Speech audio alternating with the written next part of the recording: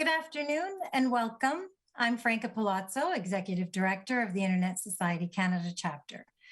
We are a not-for-profit who advocate on behalf of Canadians for an affordable, accessible, safe, and open internet. We've had our work cut out for us as of late. Most recently, most of our time has been spent fighting Bill C-10 and now the Online Harms Bill. You can find our position on both those bills on our website under publications. Fighting for competition and bringing access to remote regions, as well as data and privacy protections, are staple issues we work on regularly. If any of these issues are important to you, please become a member and help support the work that we do. You can do so by going to our website, internetsociety.ca. Today's discussion is part of an ongoing project focused on mitigating IoT and cyber threats for Canadians. This project was launched with the support of the U.S. Embassy in Ottawa in late 2019.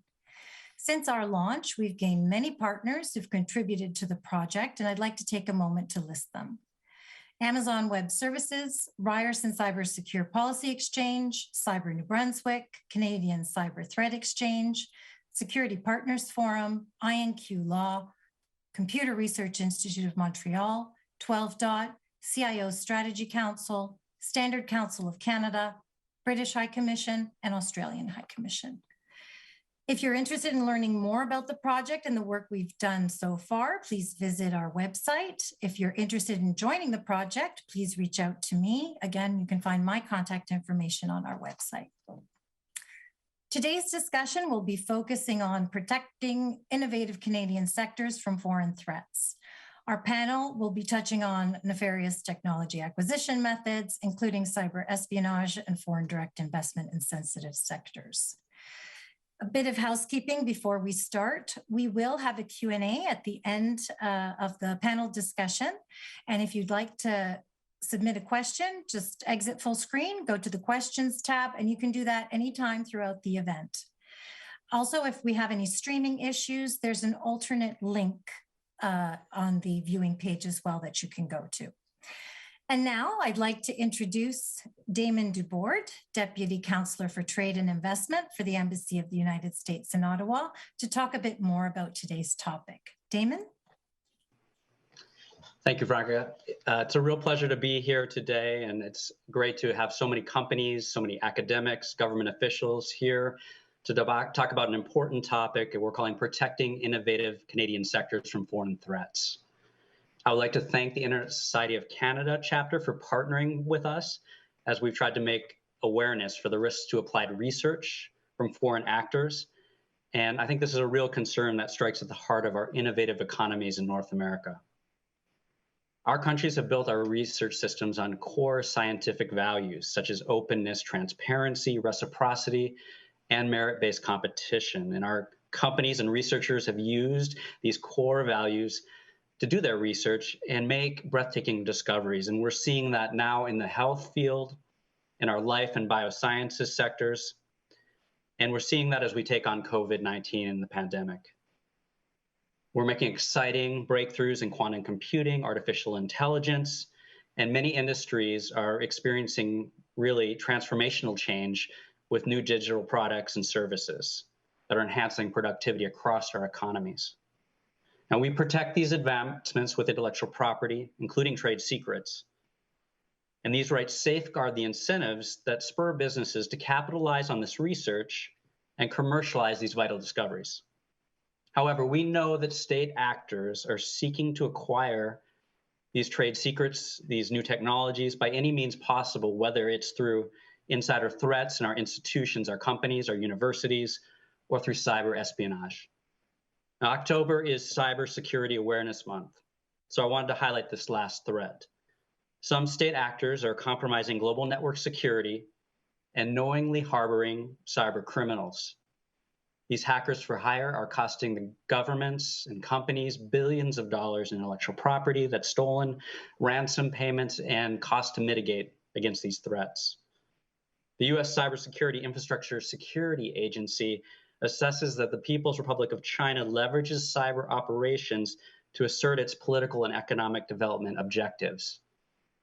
Its state-sponsored cyber actors are aggressively targeting US and allied political, economic, military, educational, and infrastructure points, trying to steal our sensitive data, our emerging and key technologies, intellectual property, and personally identifiable information.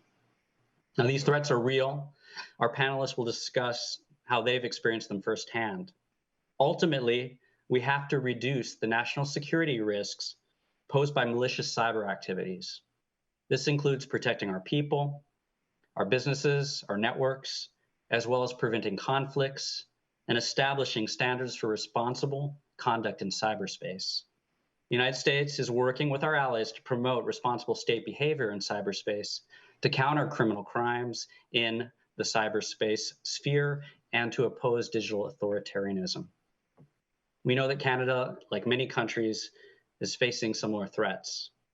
Now, our panelists today will shine a light on how foreign actors are going after the hard-won research and intellectual property of our innovators. Our experts are going to share their thoughts on where companies should focus their efforts to counter cyber threats and safeguard IP. Their discussion will also raise some interesting points for our policymakers to consider as our governments try to tackle these threats. Well, now let me end this portion and turn it over to our moderator, Fawad Khan. He is an industry expert, a veteran with more than 25 years of cybersecurity experience working across a whole genre of cyber fields, including working with network equipment manufacturers, service security providers, as well as in the financial sector and with government agencies. I think he's going to be an excellent guide for this conversation, and I look forward to the discussion. Fawad. All right, thank you, Damon. And thank you, Franca, for hosting this event. These are always great, informative sessions. I really wanted to get started. We're going to introduce our panelists today. We've got some topics that we want to talk about that we're going to be covering. And hopefully, if you joined us a little bit earlier, we did have kind of a little loop of a presentation, just with some kind of points, right? Just getting, hopefully, you thinking about the topic that we're going to be discussing today, because it's fairly broad and there's lots to cover. And so let's get started. So first of all, I wanted to introduce Gentry Lane, who's the CEO and founder of Innova Intelligence. By the way, before I pass it over to Gentry, all the bios for our speakers today are linked onto the site that we have. So all the details for everyone's background is there if you want to connect with any of us that is speaking today. So Gentry, over to you. Thank you, Fawad, and thank you, everybody, for having me here today, because IP theft is not a super sexy topic. It doesn't feature prominently in mainstream news reporting.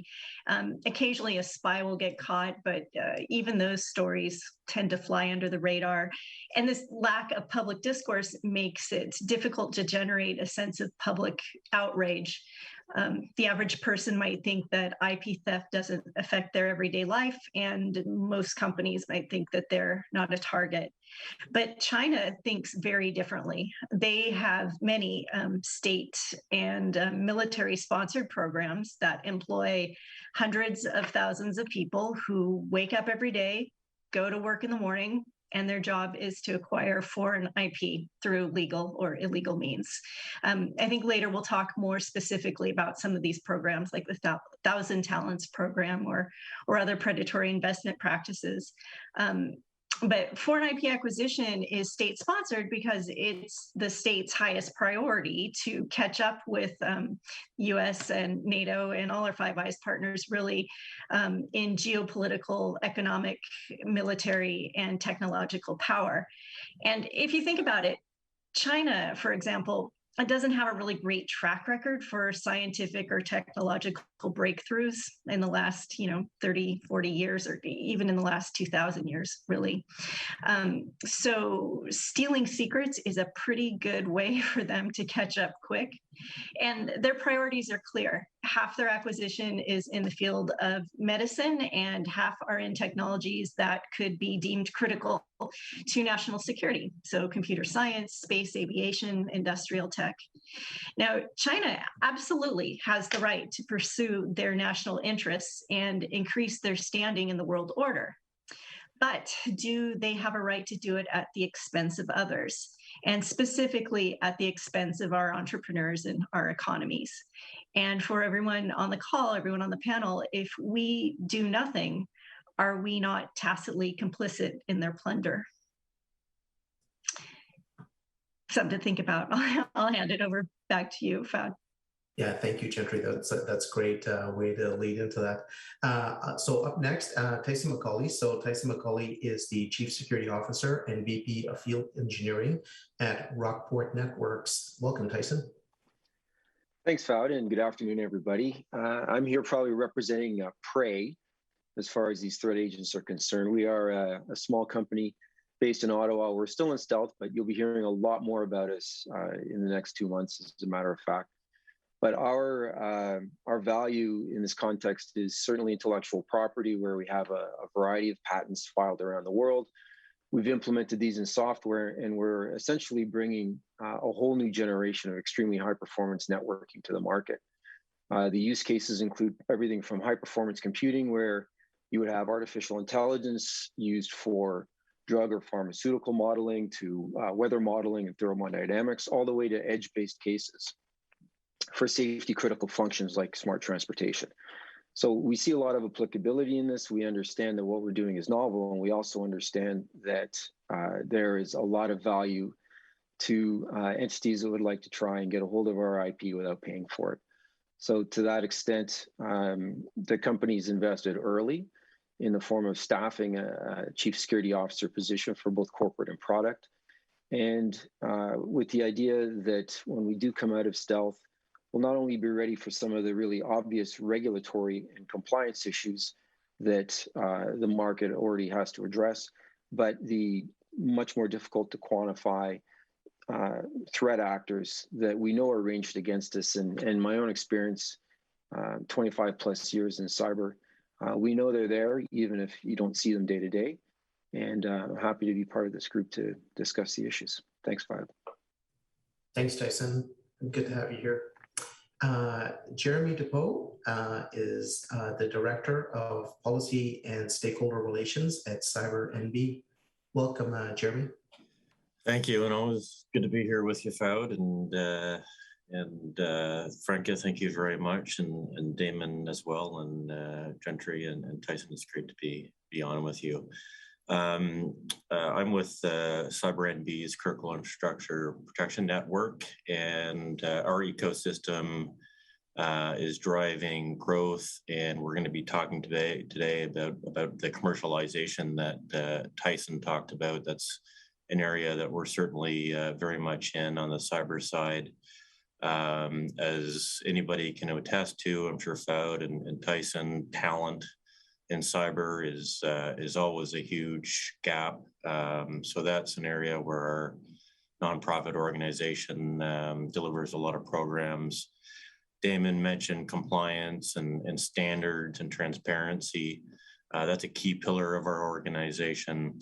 And then our critical infrastructure security operations center that brings together MSPs, utility owners, infrastructure owners and operators, and academics, other organizations to work together on protecting and mitigating cybersecurity threats. In terms of this subject, we certainly look at it through a multidimensional lens.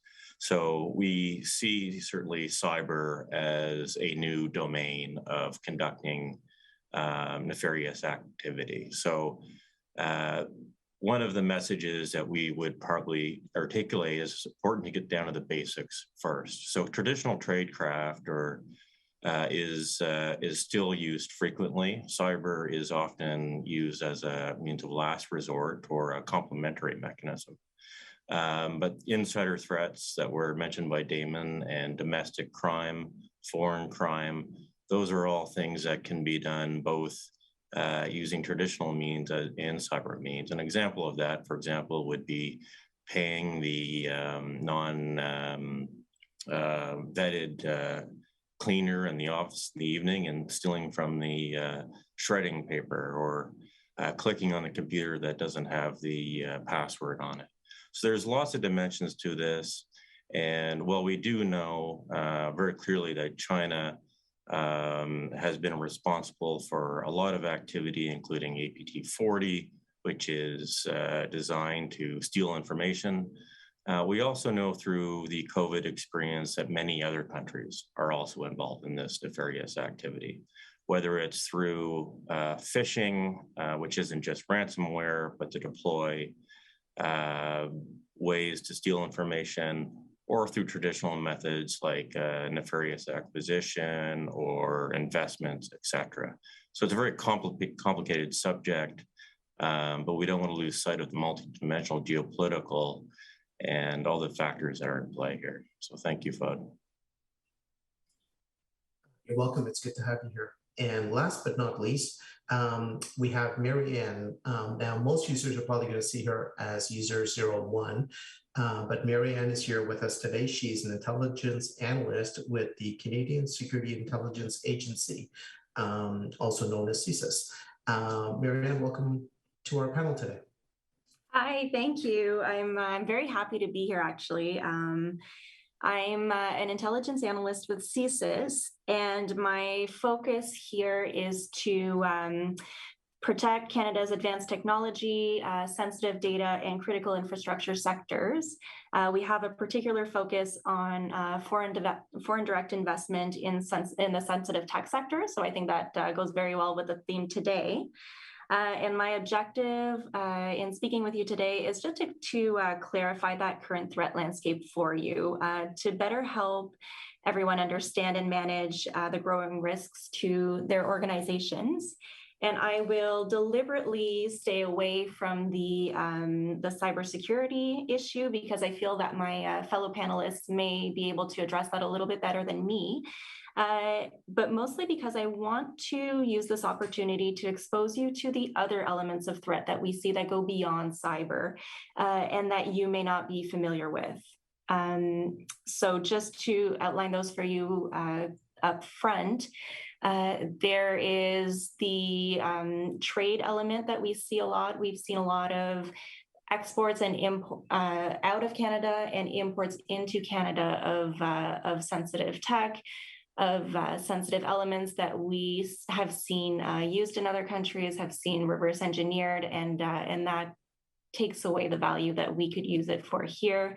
And there is foreign direct investment into sensitive tech sectors in Canada, where most of what we've seen has been benign and has actually been beneficial to Canada. But there are some predatory firms that enter our markets looking for vulnerable organizations that they could enter into and steal sensitive information from.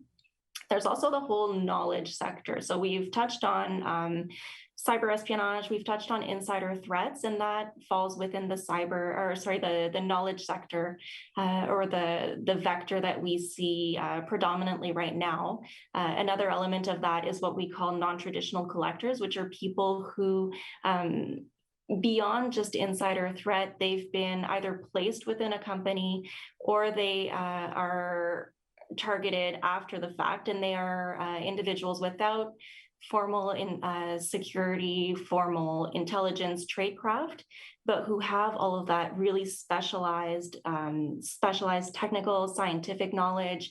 They could be trained microbiologists or trained AI experts, and they are the ones who are incredibly vulnerable, actually, because they have that knowledge. They know what's valuable within a company, and they can be targeted by actors of malign intent. And then lastly, we also see some of the threat coming through licenses and rights. Any licenses that grant a company access to another company's IP or knowledge, any contracts that our firms may enter into, collaborative agreements, for example, joint ventures, commercial discussions, financial discussions, and whatnot. So those are really the vectors that we're seeing right now, and it's much, much broader than just cybersecurity. So hopefully I can speak a little bit to that today. Thanks. Thank you, and it's great to have you and everyone here today on part of our panel. So let's get started. I mean, to me, this is a really exciting topic. So I like talking about this stuff all day long. But so Marianne, maybe let's start with you. So the question I'd like to open with today is, so who are the primary actors in this? Sure. I don't think it's going to be a surprise to anybody here, but we're seeing China and Russia as our predominant threat actors right now. They pose the biggest threat to Canada in terms of espionage, in terms of theft of some of our IP and some of our sensitive technologies, but we're also seeing other nations to a lesser degree. And beyond that, we're seeing non-state actors as well. Given that our world is so incredibly connected right now, the threat can really arise from anywhere and from anyone. So we are noting certain nations as being particularly threatening, but certainly individuals as well. Gentry, do you have any other kind of perspectives or like a difference of opinion on like who those primary actors are?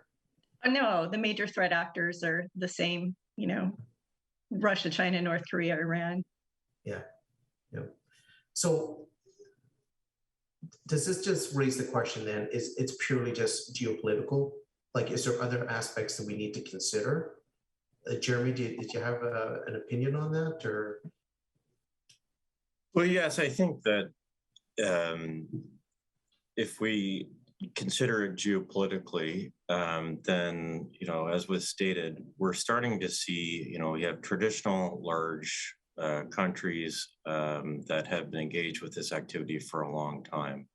But we're very much seeing, and I guess I saw it firsthand with COVID, was other countries or other actors start to kind of show their head a little bit. And the factor of internal threats and the placement of individuals is a key concern. And one of the things that we look at and are interested in is how our intelligence agencies can engage with those that are doing the primary research that is going to be commercialized.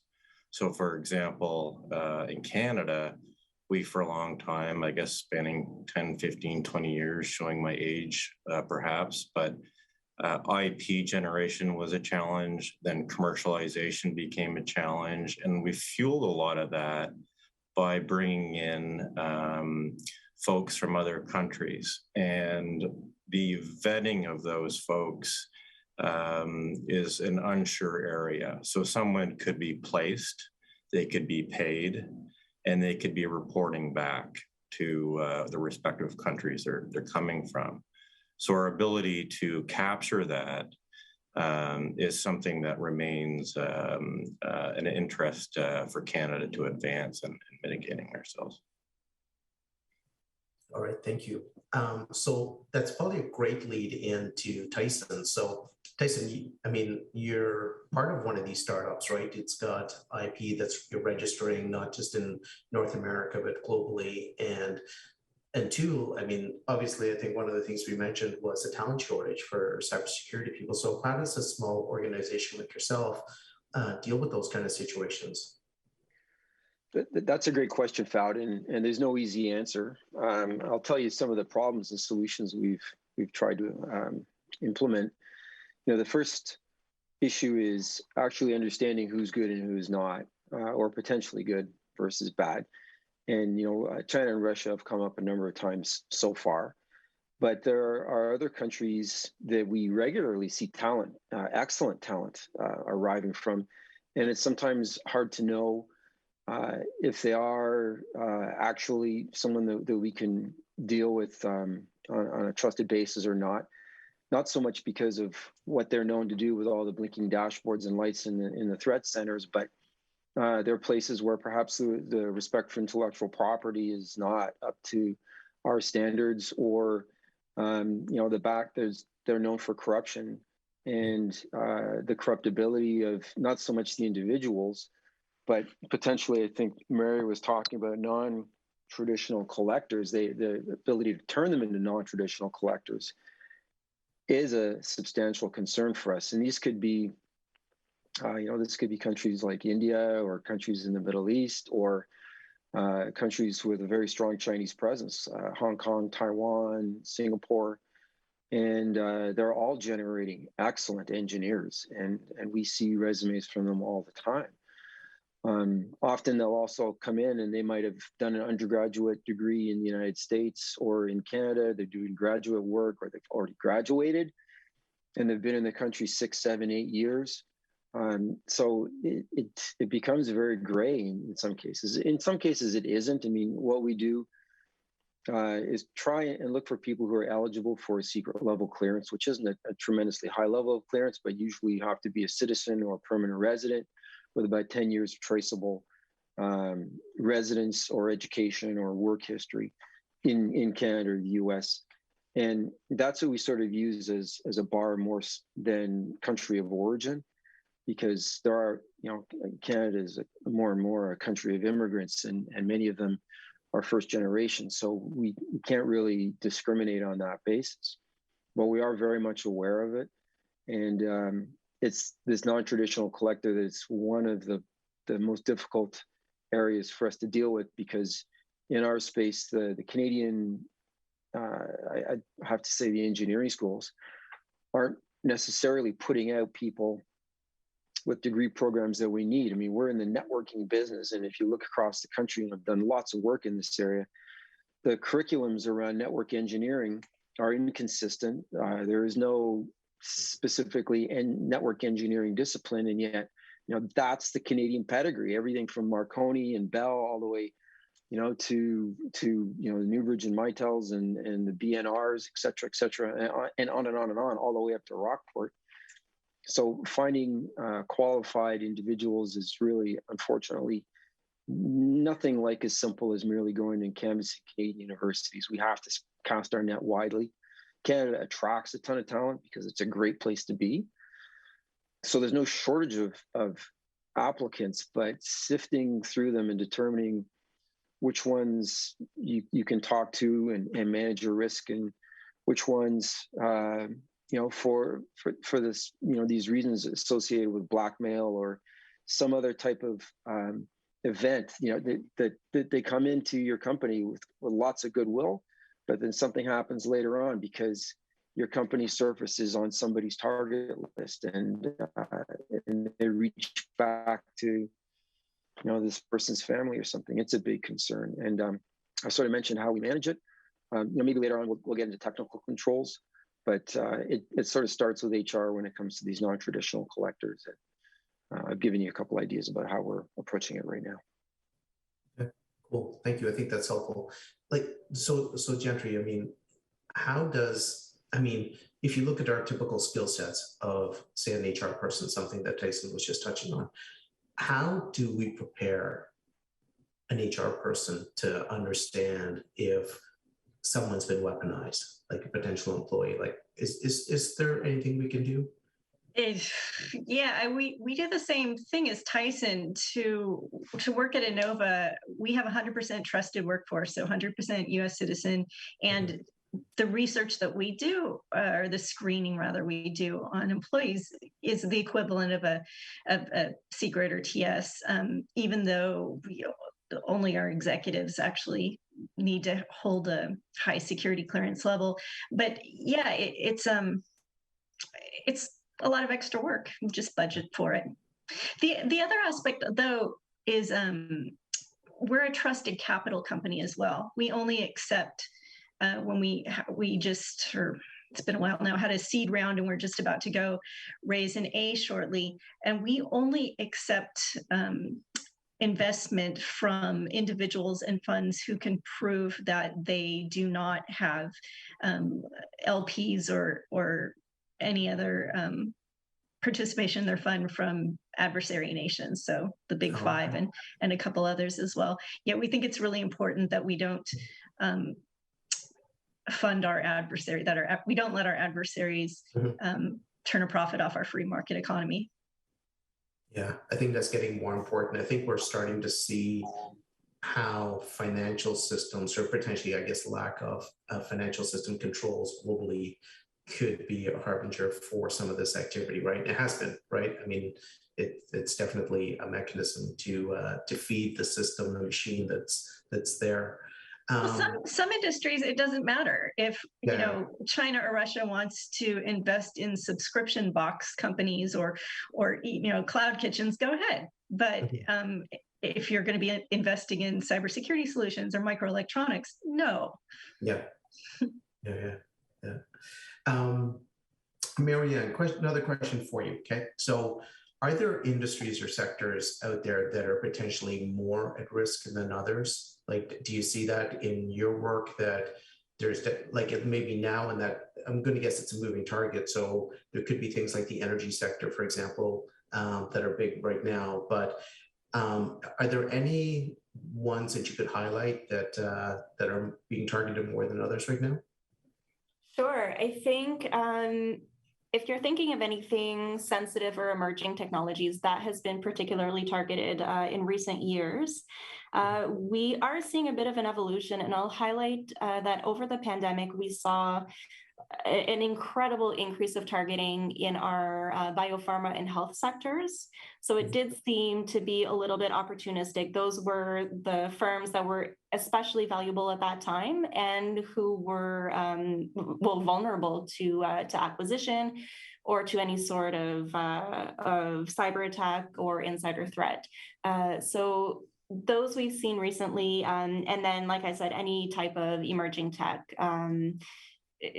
Aerospace sector, AI, quantum, you name it, it's there.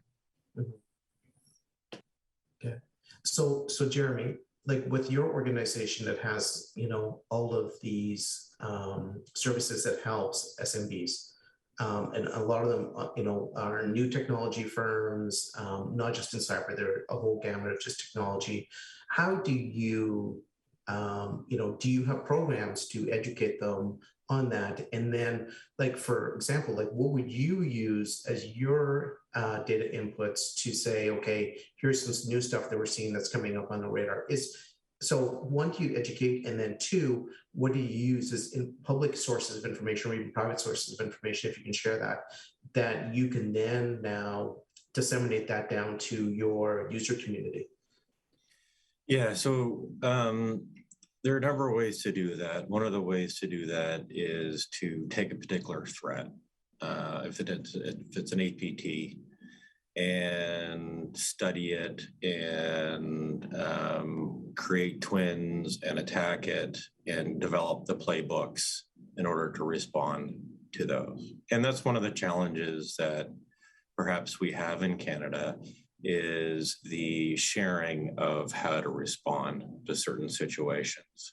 So there are various playbooks on how to respond to a threat or a breach or a certain activity. And often if it's a municipality here, they may not have the playbook of the municipality that went through a certain situation where information was stolen. But perhaps the most important thing is if we think about these businesses, often we talked about the COVID situation, they're well-intended, very intelligent.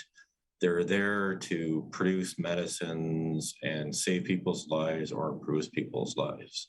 They're not thinking about a geopolitical situation or the fact that they've got things sitting on Google Docs. So it's how do we use market forces, whether it's insurance or other incentives such as the requirements to go through things like the US CMMC, which people are going to have to go through, and various incentives to drive that, because we're not seeing the adoption that we would like to see, even from the very basic level. The very basic level goes even beyond the cyber domain and into those, leaving your USB stick in a taxi, for example. Mm-hmm. Thank you. So I'm going to put a couple of you on the spot, Tyson and Gentry. So, I mean, we've talked about this, but Is there maybe some real life examples that you can use? Obviously, there's certain information you can't share, but where, from your organizations or from your past, where you've seen, actual events that happened that resulted in IP theft? Are either of you able to share maybe an example of, how it, something that happened, how it impacted that company? I don't know who wants to start. Gentry, why don't we start with you?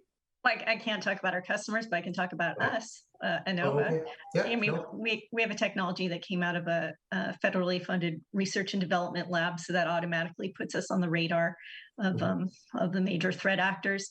But there are a couple other things that I think entrepreneurs, and policymakers need to be aware of. Predatory investment practices. Like when we raised our seed round, if I wanted investment from a Chinese company, I could have had it the whole round done in a week. Also, there are a lot of startup competitions that are thinly veiled vetting mechanisms for the 1,000 Talents program, where you'll go and you'll pitch, or this happened to us, and I was very clear that we only take trusted capital, and that the vetting of our technology can only happen with an American team. And immediately, boom, I was put to this other team to vet us, who had somebody who has actually won an award from the Chinese 1,000 Talents program. So it was not even hidden, but I think a regular person without an intelligence background wouldn't think that this was anything to be worried about. And Marianne, I hope you can back me up on that. Yeah, yes, absolutely. Fowd, I can tell you a few war stories if that's what you're looking for. Certainly we've seen a number of resumes arrive that had all the hallmarks of being suspicious, and we put them to the side. I mean, for instance, newly arrived with educational background, largely in China, and then just purely educational experience, working in PhD programs or some type of academic institution in Canada exclusively, and then looking to migrate to the private sector. So that sort of thing certainly raises flags. Or working for companies that are, they appear to have the right skills, but they're sort of low tech. They don't have a lot of intellectual property. They're more assembly or manufacturing versus high tech and software. And those type of companies, particularly in the manufacturing sector, are not renowned for their security controls.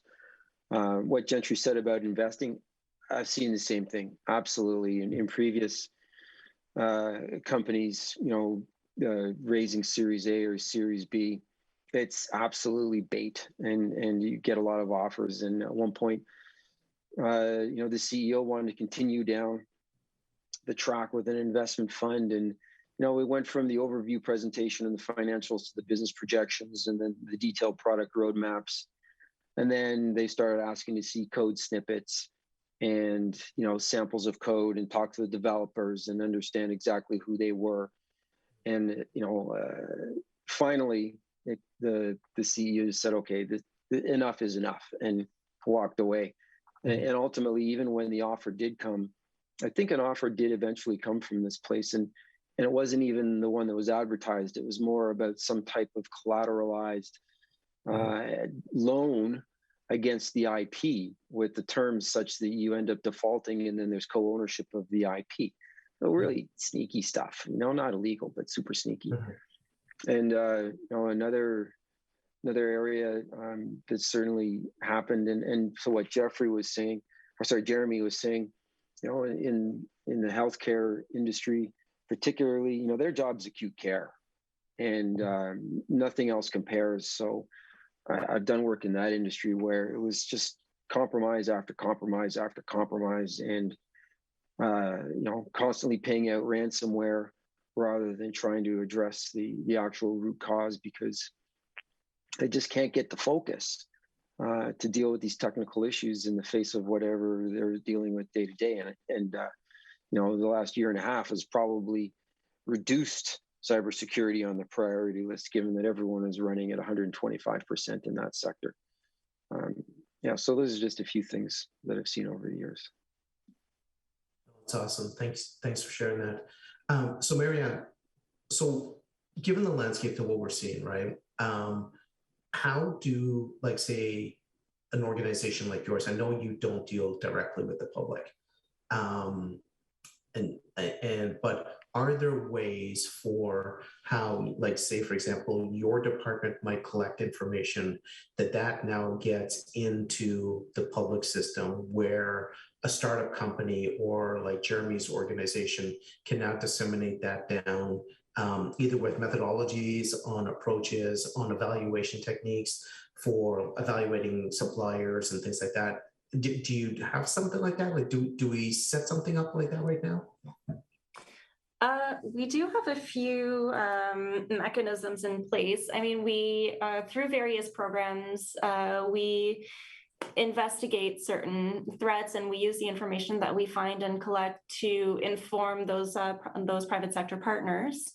And then throughout the pandemic, that really started with the big push on our biopharma and health sectors, but it's expanded a little bit. So since last year, we've done a lot of unclassified outreach to private sector, nonprofit sector organizations, where we'll proactively give them some information just to help them become more aware of the threat. So yes, we do engage on specific files if the need arises, but also generally speaking, just to harden them up a little bit and get them thinking about their security posture. Okay. Good stuff. Yeah, so it's good to know that we have kind of the means to do that. But so just to come back to the startup angle just a little bit, something I do want to share though, and that I actually observed. So I was in Wuhan 3 years ago, before COVID. I'm not responsible for bringing it to North America, Jeremy, don't worry. So I was in ISO meetings. They were hosting the meetings of ISO-IC at Subcommittee 27 3 years ago. And it was in Wuhan. And in typical fashion, when we have these meetings, the host always has typically an information session, right? And so they bring in local experts, and they have like a meet and greet and all that kind of stuff. And so that evening, they presented, or they announced, and if you've ever been to China, you've seen one of these huge gala events. They're bringing all kinds of TV channels, that kind of stuff. Chinese, I think, are a master at this. So they announced the launching of a cybersecurity center that is there, and they don't say that they're attacking. Like, no, they call them network analysts. Okay, network analysts and security analysts and stuff. Anyways, they basically had built what they called a cyber city. Okay, 10 acres. The first buildings were going up, and the initial hire for that was 50,000 engineers. Phase one, that's phase one of multiple phases. And that's what they were getting to launch 3 years ago, right? And so when we see stuff like that happening, I was like, oh man, this is crazy. Like, how do we, and coming back to your, I think something you touched on, Tyson, you were saying that, you know, our graduation rates and how we graduate engineers today who have the necessary skill set is low, right? It's tough to find engineers in Canada who have necessarily that skill set, where in China and presumably Russia as well, you know, they're basically being groomed from young to become these things. And because of that, you know, how do we now protect ourselves, right? Because we know what's happening, we see it. I mean, I think all of us are experiencing it. Doesn't matter what size of company you're in. And my statement would be, if you don't see it, then that's probably a problem, because it means you're being targeted and you're not even recognizing that you're being targeted, because I don't know of any organization that's not being actively targeted right now in some way, shape, or form. So can I just... how do we protect ourselves, Tyson? Like, how, you know, knowing that those kind of programs exist, right? So these programs are being stood up, well-funded, right? I don't see like the defense kind of, we are building programs in North America to that scale to defend that. Or am I missing something? No, thanks for the opportunity. I sorry for trying to interrupt you there. No worries. I think a big part of it is that while engineering here in North America, and particularly in Canada, is a regulated profession, that's also given them an opportunity to remain stuck in their ways. And you know, like, hey, I'm a licensed engineer too. I got my stamp here, so I can stamp papers. But things like network engineering are not being evolved by the regulatory bodies, and as a result, or at least as a contributing factor, the engineering schools are sticking with their regular curriculum. You know, electrical, you know, mechanical engineering, civil engineering. Network engineering is nowhere in sight. You know, some courses are being offered in some schools. I've seen some master's programs, whereas in places like Russia and China, it's about the internet, right? It's about communication. So let's start training engineers around that, and then we can stick on civil or mechanical or whatever we need around that. But that's the core, because that's where our future is. And we're resisting that. And there's certainly an opportunity to reform that in Canada and make the bodies that actually you know, regulate under the various engineering statutes compliant with the needs of society and critical infrastructure protection issues, where networking is a super critical infrastructure on par with finance and electricity for certain.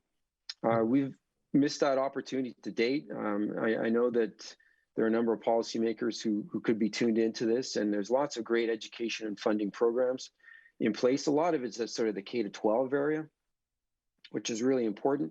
But that same sort of fiscal federalism, or maybe it's, you know, at the provincial level, of course, education is provincial, something that gets these institutions training the network engineers, some type of policy mandate to do it, because it's the Wild West, it's uncoordinated, and it's nothing like what our adversaries have got. Certainly we've got the skills and the people and the brains, but we're not, I guess, developing them the way we need to protect ourselves. Yeah, we don't seem to have the organization machine that I think that they've developed, right? Like 5, 10, 20-year strategies. I think, Gentry, you had a comment on that. No, the Wuhan facility you're talking about is up and running and open. Our adversaries have an advantage over us with their civil military fusion. It's so anathema here in the States, but it's a big advantage that they're using against us. There's a great white paper, by the way, out there about that Wuhan facility. It's by CSIT. It came out a month ago by a really great researcher friend of mine named Dakota Carey. So everyone Google CSIT, Wuhan, cybersecurity, Dakota Carey, and you'll find it. And it's really good. Yeah. I think I still got the brochure they gave us. I should PDF that and put that out, because we didn't get electronic. What's funny is, they gave us USB keys, and I was just like, yeah, that's in the garbage. But I was surprised how many people were plugging them into their computers. I'm like, what are you doing? Are you crazy? Like, why would you even be touching that thing? It's, anyways, funny things that people do. But yeah, it's a really interesting story, because like we're not, and even if you say, look at the Russian experience, and I can relate this to how they've taken the standards machine, right? Like, so things that we kind of do, like we've got, Standards Council of Canada, who creates these multiple different mirror committees, and they kind of like stand alone. You've got people who run them, but in Japan and China, they've almost like weaponized these things, where they're using elements of people who are either in university or are working for these large Chinese organizations, corporations, and they're pushing elements of IP into the standards mechanism to say, this is the way to do it, and standardize it. And if you look at just how that has increased substantially over the course of, say, 5 and 10 years, I remember 15 years ago when representatives in both of those countries would attend those meetings. It'd be like 1 or 2 people, never said a word, took tons of notes. That was it. Never raised a hand. Now you go to one of these meetings and pretty much half the room is either China or Russia, and they got their hands up. They want editorships. They want to be the chairs of these committees, and they are pushing stuff into industry. There are so many new projects that are being introduced almost regularly, like you almost have to try to combat that. And those are things that are potentially, because if we start to adopt these things as the international community, that also has that impact. Like, it's I'm not saying this is theft, but it impacts IP because it's now in the public realm, because you're taking stuff that could have been stolen. Who knows? Like, we don't know that. But now they are making it the basis for standardization. And those are things that I don't know that we're talking about. So, there's, I think, the link that you were talking about, Gentry. Thank you for sharing that. So I think, so when we look at that, and Gentry, let's just stay with you for a sec. So you're a startup company, or not maybe even necessarily a startup. So where do you spend your security dollars? Like, how do you now, you've got limited resources in the sense of money and also time, right? How do you now spend your revenues or limited seed funds to protect your company? Yeah, if you're a critical technology that touches critical infrastructure or biomedical, you absolutely have to be spending more than just a regular old, scooter startup on cybersecurity. It's just a non-negotiable. But how though? Like, so what do you spend it on? Do you spend it on analysis? Do you spend it on systems? Like, do you spend it on training your staff? I mean, obviously you need someone who had that, right? So presuming you can find someone who's got the necessary talent to lead that group. How do you now bring and set up your, say, your engineering and even like your business staff who could be targeted in phishing? How do you get them ready? The awareness training. Look, if you're in the target, if you're in the scope of a nation state cyber force, they're going to get in, and you can have the thickest security stack in the world and the best trained employees, and they're still going to get in. It happens to our financial institutions every day. It's not because they're careless. It's because you just can't keep them out. Is that an argument against good cyber hygiene? No, but you should know what you're up against. And, again, if you're in their scope, if you're in their crosshairs, they will get in. That's a little bit disturbing, right? That's cool. It's a lot disturbing. Yeah.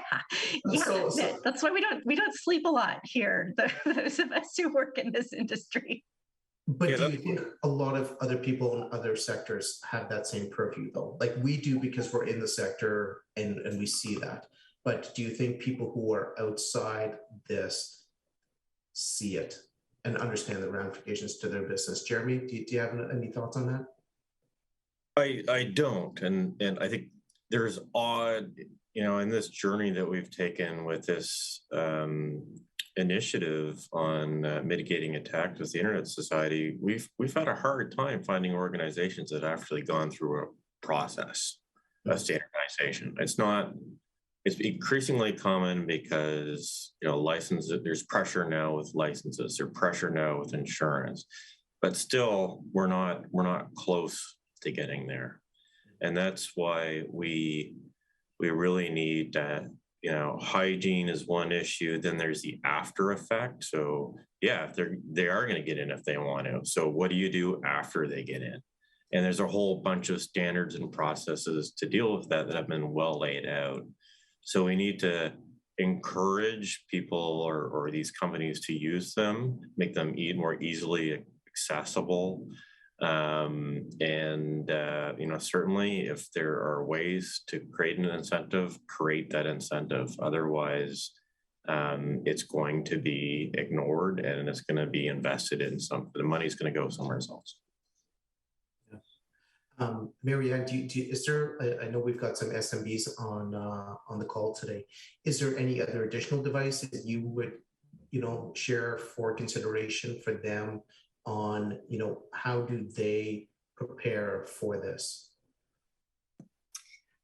I think I would just echo what's been said already. It's probably impossible to protect against all threats, but If there's any way of incorporating any security measures into your day-to-day work to harden yourself as a target and make it a little bit harder to get to you, that's definitely good.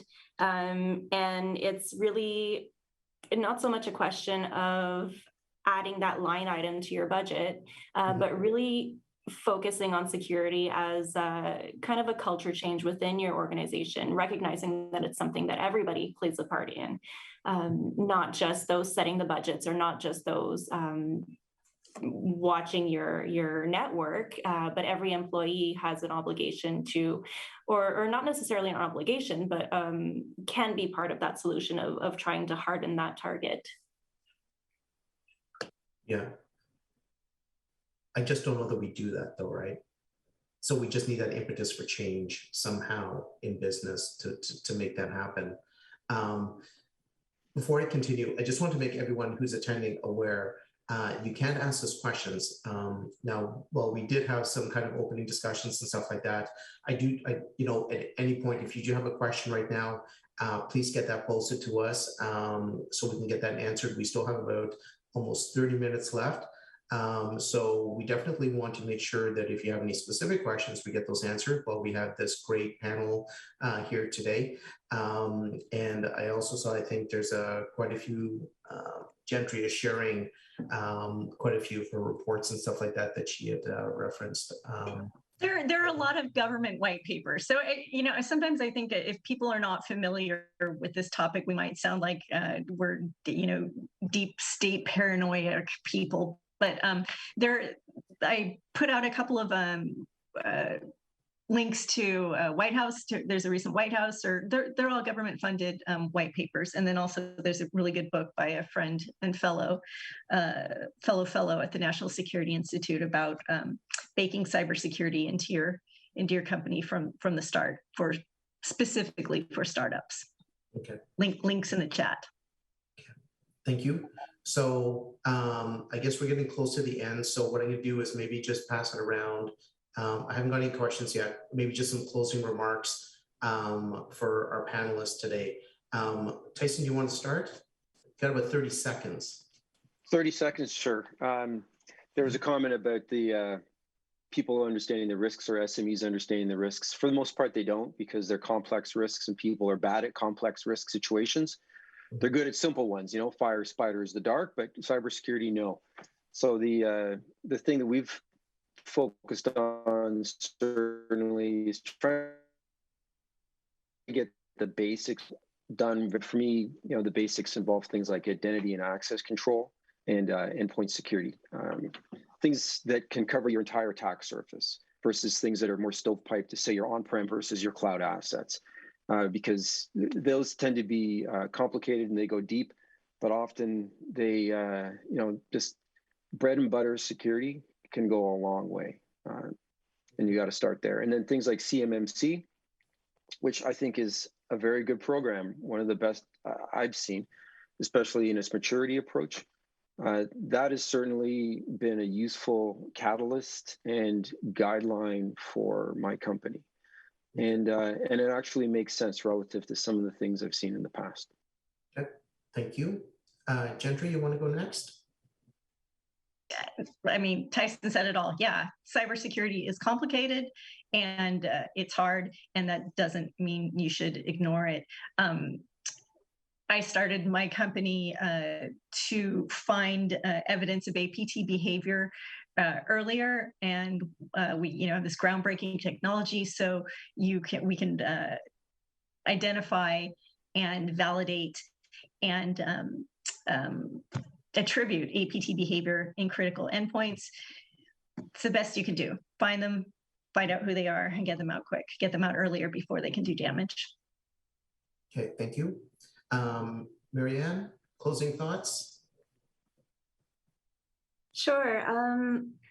I think if I was to leave you with anything, it's really just to underscore that our technology, our data, our IP is incredibly prized and routinely targeted by threat actors, China and Russia being amongst those top actors. And it's important to think about all of the different vectors through which those that targeting may come from.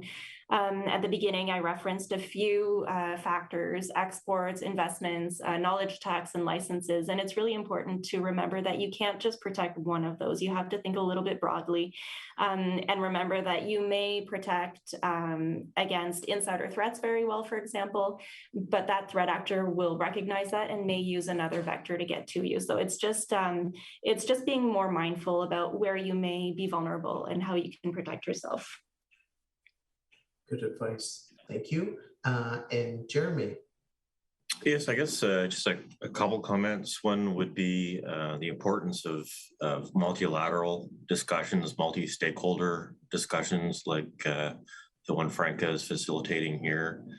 And the second one is, really around the opportunity to participate in global standards. So found, Canadians, more folks should be at those conferences that you mentioned in Wuhan, so that we were able to represent, but also to have the global standards and things like the Charter of Trust, UN working groups on disarmament, continuing down that road.